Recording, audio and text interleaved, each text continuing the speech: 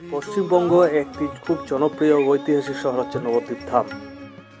হ্যাঁ, এই সেই নবদ্বীপ যেখানে শ্রী চৈতন্য মহাপ্রভুর জন্মস্থান হিসেবে বিশেষভাবে পরিচিত। নবদ্বীপে আসছেন আর ক্ষীর দই খাবেন না, সেটা তো হতে পারে না। শহরের এই ব্যস্ত জীবন থেকে ছুটি নিয়ে ছটপট চলে আসুন নবদ্বীপে। চিন্তা নেই, নবদ্বীপে আছে শ্রী অদ্বৈত অঙ্গন মন্দির। এখানে আপনি দেখতেই পাচ্ছেন শ্রী গৌরাঙ্গ প্রভু মোরে দয়া না ছাড়ি। হ্যাঁ, এই সেই মন্দির যার পাশাপাশি রয়েছে খুব সুন্দর থাকার ব্যবস্থা। আর সেটা যদি 500-600 থেকে শুরু হয় তাহলে তো ব্যাপারটা টোটালি আলাদা হয়ে যাবে।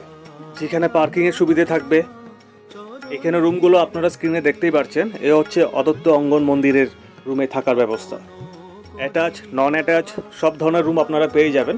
অ্যাটাচ রুমগুলো একটু উপরের দিকে মানে কস্টিংগুলো যাবে, আর নন অ্যাটাচ রুমগুলো একটু নিচের দিকে, যেটা আমি আপনাকে বললাম 500 থেকে 600 টাকার মধ্যে শুরু হয়ে যাচ্ছে। এবার বলে রাখি, যারা গ্রুপে আসবেন তাদেরও থাকার ব্যবস্থা আছে, বেডের ব্যবস্থা, রান্না করার জন্য তারও ব্যবস্থা আছে। তারপরে বলতে যাচ্ছি, যদি বড়ালঘাট থেকে আসে তাহলে 1-2 মিনিটে হাতের রাস্তা, রানীঘাট থেকে আসলে 1 মিনিটে হাতের রাস্তা। মন্দিরের উপরে বড় ভিডিও বানানো আছে, যার লিঙ্ক ডেসক্রিপশনে দেওয়া থাকবে। বিস্তারিত জানতে আমাদেরকে কন্ট্যাক্ট করা অনুরোধ রইল।